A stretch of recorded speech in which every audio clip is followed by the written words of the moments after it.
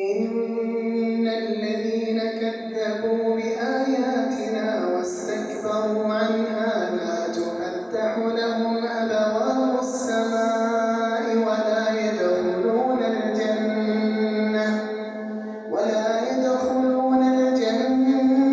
حتى يلج الجمل في سم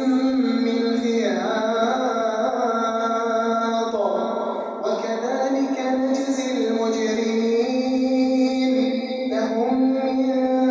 جهنم مهاد ومن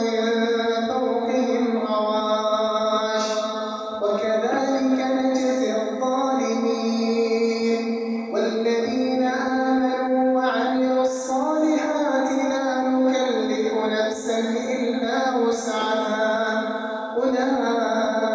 أولئك أصحاب